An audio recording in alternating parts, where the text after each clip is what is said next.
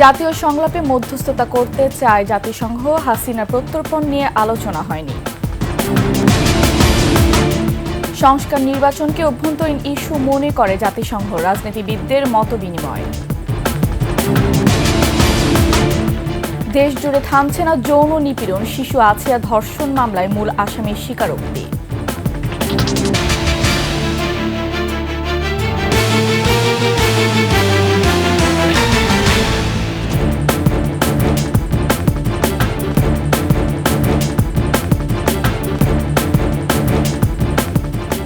শুনছিলেন সংবাদ শিরোনাম। আমন্ত্রণ ২১শে সংবাদের সাথে আছে আমি ফারহানা লোপা। দর্শক, ২১শে টেলিভিশনের সংবাদ একসাথে সরাসরি দেখতে পাবেন আমাদের ফেসবুক পেজ www.facebook.com/2124 অনলাইনে। এছাড়া সাবস্ক্রাইব করতে পারেন www.youtube.com/21etv চ্যানেলে। বাংলাদেশের গণতান্ত্রিক উত্তরণ ও শান্তি নিশ্চিত করতে জাতীয় সংলাপের প্রয়োজন হলে তাতে মধ্যস্থতা করতে প্রস্তুত আছে জাতিসংঘ। বৃহস্পতিবার রাজধানী একটি হোটেলে পররাষ্ট্র উপদেষ্টার সাথে এক যৌথ সংবাদ সম্মেলনে এমনটাই জানান জাতিসংঘ মহাসচিব। আর হাসিনাকে দেশে ফেরানোর ব্যাপারে জাতিসংঘ মহাসচিবের সাথে কোনো আলোচনা হয়নি বলে জানিয়েছেন পররাষ্ট্র সচিব। মেহেদী হাসানের রিপোর্ট। সারাদিনের কর্মব্যস্ততার পর শনিবার সন্ধ্যায় পররাষ্ট্র উপদেষ্টাকে সাথে নিয়ে যৌথ সংবাদ সম্মেলনে জাতিসংঘ মহাসচিব। শুরুতেই জাতিসংঘ শান্তিরক্ষা মিশনে বাংলাদেশিদের অবদান স্মরণ করেন। এছাড়া প্রশংসা করে বলেন, ডক্টর ইউনূসের নেতৃত্বে বাংলাদেশ এখন একটি উত্তরণ প্রক্রিয়ার মধ্য দিয়ে যাচ্ছে। এ প্রক্রিয়ায় সহযোগিতার প্রয়োজন হলে তা দিতে প্রস্তুত আছে জাতিসংঘ। As the country undergoes important reforms and transitions, I want to assure you that the UN stands ready to assist in fostering peace, national dialogue, trust and healing. Sheikh হাসিনাকে দেশে ফেরানোর ব্যাপারে বাংলাদেশ জাতিসংঘের সহায়তা চেয়েছে কিনা এমন প্রশ্নের জবাব দেন পররাষ্ট্র উপদেষ্টা। Question which is that we have not discussed this with His Excellency the Secretary General. গুতরেসের বক্তৃতার বেশিরভাগ অংশ জুড়েই ছিল রোহিঙ্গা প্রসঙ্গ। বলেন, সেখানকার নতুন বাস্তবতায় আরাকান আর্মিকেও রোহিঙ্গা প্রত্যাবাসন প্রক্রিয়ার আলোচনায় সম্পৃক্ত করতে হবে। Arakan Army is an entity with which I believe a necessary dialogue must take place. পাশাপাশি মিয়ানমারের উপর বিশ্ব সম্প্রদায়ের চাপ অব্যাহত রাখতে হবে। We are on the verge of a deep humanitarian crisis. মেহেদী হাসান, ২১শে টেলিভিশন, ঢাকা। এই মুহূর্তে শুধু নির্বাচন কেন্দ্রিক সংস্কার শেষ করে দ্রুত নির্বাচন দেওয়ার কথা বলেছে বিএনপি। জাতিসংঘ মহাসচিব অ্যান্তনিও গুতেরেসের কাছে নির্বাচন সম্পর্কে দলের এই অবস্থান তুলে ধরেন বিএনপির মহাসচিব মির্জা ফখরুল ইসলাম আলমগীর। আর দলের স্থায়ী কমিটির সদস্য সালাউদ্দিন আহমেদ বলেছেন, সংস্কার ও নির্বাচন কিভাবে হবে সেটি বাংলাদেশের অভ্যন্তরীণ ইস্যু বলে মনে করে জাতিসংঘ। অন্যদিকে এনসিপি নেতা নাহিদ ইসলাম বলেছেন, মৌলিক সংস্কার ছাড়া নির্বাচন অর্থবহ হবে না, আর তা অন্তর্বর্তী সরকারকেই করতে হবে। বিস্তারিত মাহিলা ইসলামের রিপোর্টে। হোটেল ইন্টারকন্টিনেন্টালে দুপুর ১২টা থেকে একে একে আসতে থাকে বিএনপি, জামায়াত ও এনসিপি সহ বিভিন্ন রাজনৈতিক দলের নেতারা। যোগ দেন আইন উপদেষ্টা সহ বিভিন্ন সংস্কার কমিশনের প্রধানরাও। জাতিসংঘ মহাসচিবের সঙ্গে প্রায় ২.৫ ঘণ্টা চলে তাদের বৈঠক। রাজনৈতিক নেতারা দ্রুত আগামী নির্বাচন ও সংস্কারের বিষয়টিকে সর্বোচ্চ গুরুত্ব দিলেও জাতিসংঘ মহাসচিব বিষয়টিকে বাংলাদেশের অভ্যন্তরীণ বিষয় হিসেবে আখ্যা দেন। সেই সঙ্গে একটি নজিরবিহীন সুষ্ঠু নির্বাচনের আশা প্রকাশ করেন।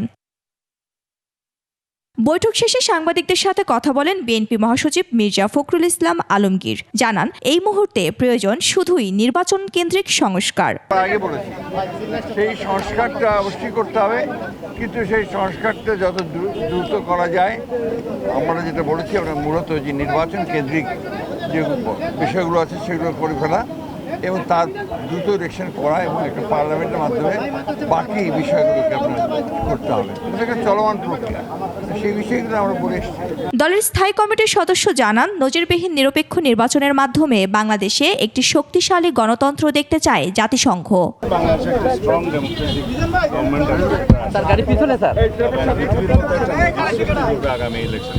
তবে সংস্কার ছাড়া নির্বাচন কাজে দেবে না, তাই অন্তর্বর্তী সরকারকেই মৌলিক সংস্কার করতে হবে মত এনসিপির নাহিদ ইসলামের।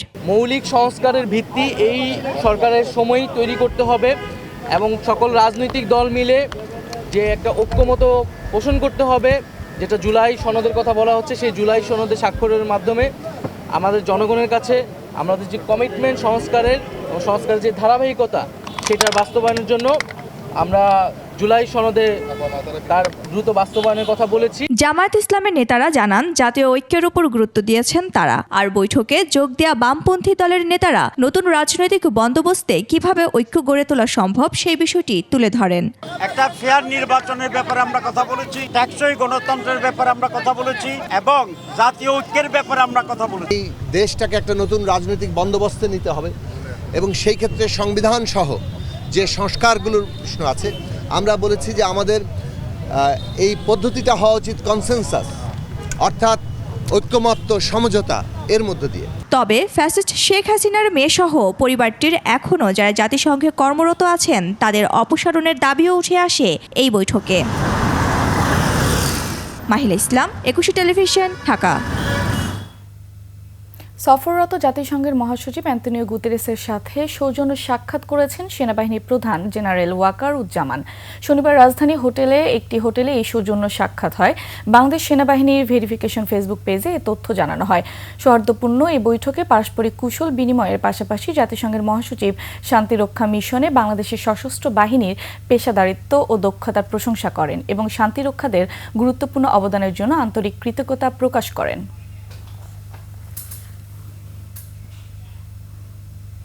থামছে না যৌন নিপীড়ন। 24 ঘন্টায় নারায়ণগঞ্জে 3 শিশুর উপর নিপীড়নের অভিযোগ উঠেছে। এসব ঘটনায় 2 জনকে আটক করেছে পুলিশ। এদিকে ধর্ষণ চেষ্টার অভিযোগে বরগুনা, নাটোর, মেহেরপুর, জামালপুর, রাজশাহী, মুন্সিগঞ্জ, ফরিদপুর ও সুনামগঞ্জে 11 জনকে গ্রেফতার করা হয়েছে। প্রতিনিধিদের তথ্য ছবিতে ডেস্ক রিপোর্ট। নারায়ণগঞ্জের রূপগঞ্জের তারাবো পৌরসভার বাগবাড়ি এলাকায় 7 বছরের শিশু ধর্ষণের ঘটনায় ইব্রাহিম নামে একজনের বিরুদ্ধে মামলা করেছে শিশুটির বাবা। তিনি জানান, ইব্রাহিম এর আগেও কয়েকবার ধর্ষণ করেছে এবং কাউকে জানালে হত্যার হুমকি দিয়েছে। বর্তমানে শিশুটি ঢাকা মেডিকেল কলেজ হাসপাতালে চিকিৎসাধীন।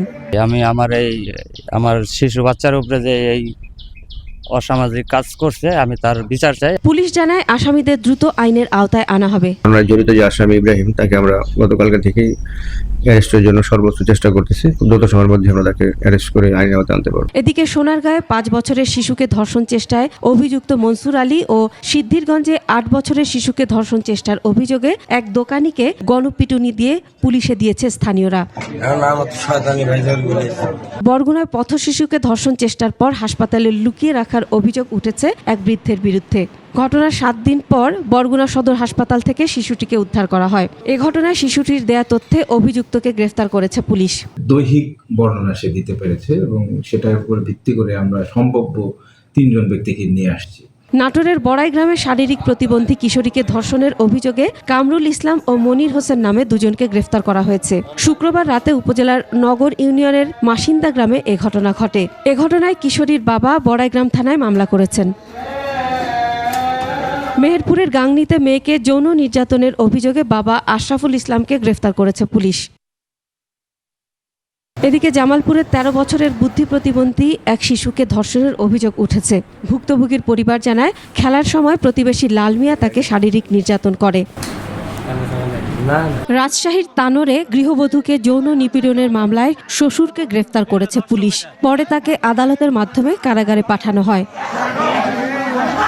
মুন্সিগঞ্জের শ্রীনগরে ধর্ষণ চেষ্টায় ব্যর্থ হয়ে চাচিকে ছুরিকাঘাতের অভিযোগে লিওন ফকির নামে একজনকে গ্রেফতার করেছে পুলিশ।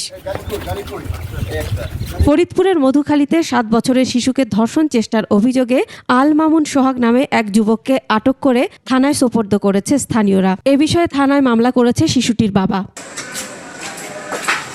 সুনামগঞ্জের দিরায়ে চলন্ত সিএনজিতে কিশোরীকে শ্লীলতাহানির অভিযোগে 2 জনকে গ্রেফতার করেছে পুলিশ। এছাড়া ছাতকে 9 বছরের শিশুকে ধর্ষণ চেষ্টার অভিযোগে সাবুল মিয়া নামে একজনের বাড়ি ভাঙচুর করেছে বিক্ষুব্ধ জনতা। মাসুমা লিসা, ডেস্ক রিপোর্ট, একুশে টেলিভিশন। এদিকে আদালতে স্বীকারোক্তিমূলক জবানবন্দি দিয়েছে শিশু আসিয়া ধর্ষণ ও হত্যা মামলার প্রধান আসামি হিটু শেখ। সকালে Magura senior judicial magistrate Sabyasachi রায়ের আদালতে 164 ধারায় জবানবন্দি দেয় ধর্ষক হিটু শেখ। পুলিশ জানে, কড়া নিরাপত্তার মধ্য দিয়ে আদালতে হাজির করা হয় তাকে। জবানবন্দি শেষে বিকেল 4:30টার দিকে কারাগারে পাঠানো হয়েছে আলোচিত আসিয়া ধর্ষণ মামলার প্রধান আসামি হিটু শেখকে।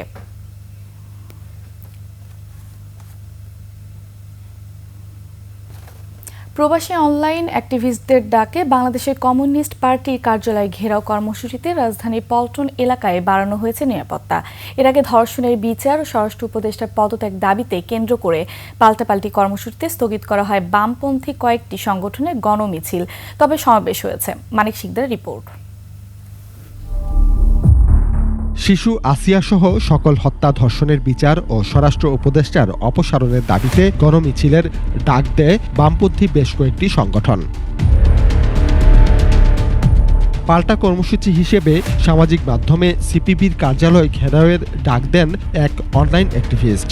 আর এতে উদ্বেগ দেখা দেয় কমিউনিস্ট পার্টির কার্যালয় ঘিরে। উৎকণ্ঠা ছড়িয়ে পড়ে পল্টন এলাকায়। বারবার কমিউনিস্ট পার্টির উপর আঘাত এসেছে, কমিউনিস্ট পার্টির অফিস পুড়েছে, কিংবা আগুনে পোড়া অফিস থেকে আমরা আবার ফিনিক্স পাখির মতো উঠে দাঁড়িয়েছি। সিপিবি কার্যালয়ে হামলা হলে এর দায় সরকারকেই নিতে হবে বলে মন্তব্য করেন দলটির সাধারণ সম্পাদক। এ ধরনের ঘটার কোনো কারণ আছে বলে আমি মনে করি না। আর তারপরে যদি ঘটে, নিশ্চয়ই সরকারকেই সেই ব্যবস্থাটা বিবেচনা করতে হবে সরকারের পক্ষ থেকে, যাতে করে আইন শৃঙ্খলার অবনতি না ঘটে। তারা আমাদের সাথেও কথা বলেছে। এর আগে বাম সংগঠনগুলো কেন্দ্রীয় শহীদ মিনারে বিক্ষোভ সমাবেশ করেন। এ সময় ইনকিলাব মঞ্চের পাল্টা কর্মসূচির কারণে উদ্ভূত পরিস্থিতিতে পূর্ব ঘোষিত গণমিছিল কর্মসূচি প্রত্যাহারের ঘোষণা দেয় ছাত্র ইউনিয়ন। যে আমাদের এই সমাবেশকে কেন্দ্র করে একটি বিশৃঙ্খল পরিস্থিতি তৈরির চেষ্টা করা হচ্ছে। এই যে মব সন্ত্রাস চলছে 5 আগস্টের পর থেকে, সেই মব সন্ত্রাস বন্ধ করতে হবে। সমাবেশ থেকে বক্তারা আরো বলেন, হামলা মামলার ভয় দেখিয়ে আন্দোলনকে দমিয়ে রাখা যাবে না। আমরা আরো দুর্বার আন্দোলন গড়ে তুলব। মানিক শিকদার, 21 টেলিভিশন, ঢাকা। কাঙ্ক্ষিত সংস্কার, যথাযথ বিচার ও সুষ্ঠু নির্বাচন ছাড়া অন্তর্বর্তী সরকারে পিছু হটার সুযোগ নেই বলে মন্তব্য করেছেন এবি পার্টির চেয়ারম্যান মুজিবুর রহমান মঞ্জু। বলেন, সরকার কখনো বিএনপি, কখনো ছাত্রদের মন জুগিয়ে চলতে গিয়ে নিজেদের অবস্থান দুর্বল করে ফেলছে। এবি পার্টি চট্টগ্রাম মহানগর আয়োজিত রাজনীতিবিদ, শিক্ষাবিদ, বুদ্ধিজীবী, সাংবাদিক ও ব্যবসায়ীদের সম্মানে ইফতার মাহফিলে তিনি এসব কথা বলেন।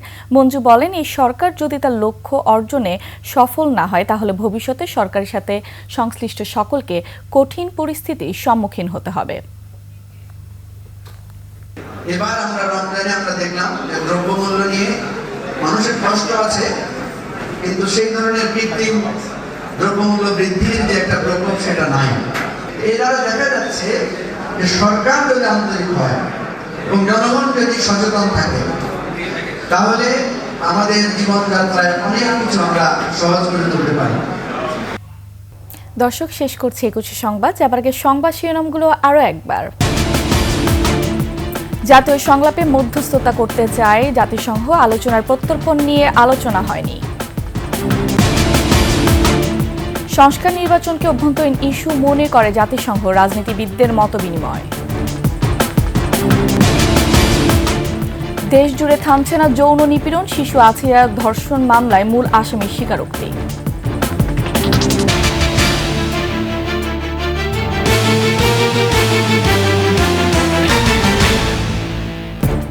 সবশেষ সংবাদ জানতে ডায়াল করুন 2021 নম্বরে, ভিজিট করুন 21tv.com ওয়েবসাইটে। ফেসবুকে ভিজিট করতে পারেন www.facebook.com/2124 অনলাইনে। এছাড়া সাবস্ক্রাইব করতে পারেন www.youtube.com/21etv চ্যানেলে। এতক্ষণ সঙ্গে থাকার জন্য ধন্যবাদ। পরবর্তী সংবাদ রাত 11টায় দেখার আমন্ত্রণ রইল। 21-এর সাথেই থাকুন।